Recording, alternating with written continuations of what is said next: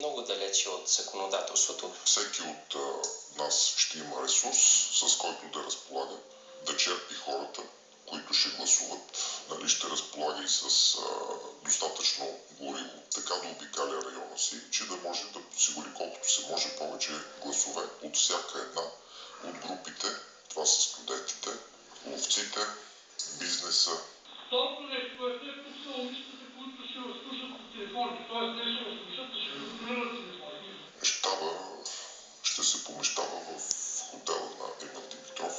Там ще има, нали, момичета, които ще приемат обажданията, да се види, нали, колко хора ще могат да се привлекат за нашата кауза.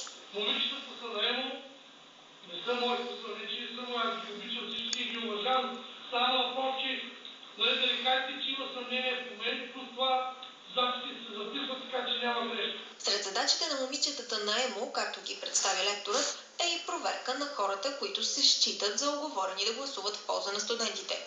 Проверката ще става по телефона. Задавам само два въпроса. Ще гласуваш ли, ако кажат не, затваря телефон. Ако каже да, за кого? Там има парола пред името.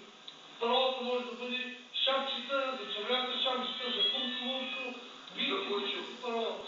Въпросът е паролата и отговора да бъдат еднакви. Когато се записва, смятам, че от това по-добре не знам как да звуча.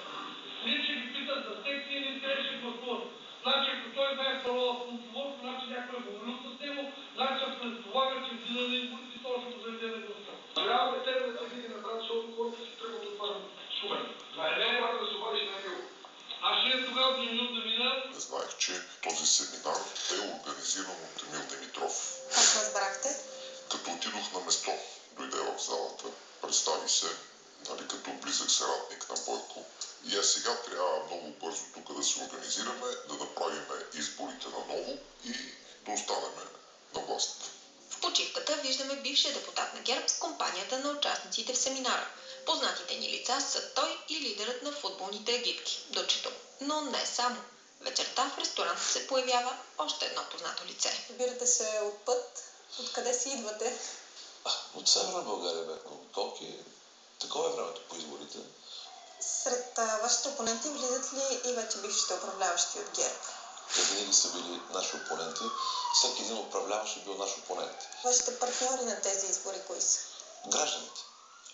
А с студентите на Христо Стоичков водили ли сте разговори? Да, разбира се, с тях сме водили разговори. Кога последно разговаряхте с тях? Буквално вчера. Срещата ви с тях вчера къде беше? Ние имаме офис, както виждате, и този офис е отворен за всички. Кадри от скрита камера обаче показват, че срещата на Красимир Каракачанов с студентите се е състояла не в офиса му. И вчера не сте се виждали с никого в ресторант, в хотел Еверест, в Етрополе? Там имаше среща, това беше част от кампанията. Там имаше среща на различни обществени организации. Аз там минах просто за около 15 минути да видя хората, да ги поздравя. Имаше от най-различни обществени организации. От Северна България минахте през Етрополе да ги поздравите. Това е пътя. А кой покани на тази среща? Някой от организатори.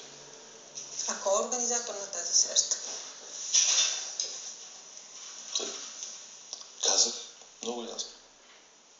Не разбрах кой е организатора.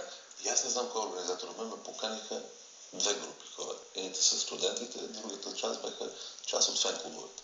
Има ли тайна политическа уговорка между ВМРО и студентите на Стоичков? Каква е тя и дали уменията от семинар ще бъдат прилагани в полза на кандидатите от листите на ВМРО, предстои да разберем. Господин Емил Димитров, срещнахте ли го някъде по маршрута си? Не.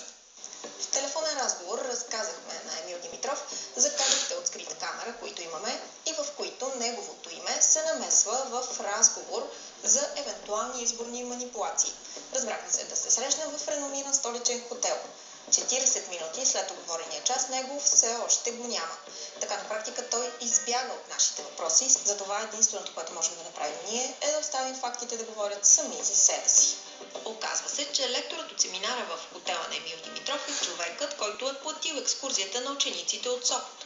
В телефонен разговор ни го признава самият Антон. Този същият, който в интервюто пред камера го наричаше човекът от организацията на Стоичков, който не признавал добре. Твърди, че въпросният лектор работи и с Стоичков, и с Емил Димитров. Самият Стоичков отказа да коментира пред нас. И гласове има? В наши ръце е изборът дали се продаваме. Отговорът ще открием в статистиката за манипулирания вод след него, когато за промяна ще е късно.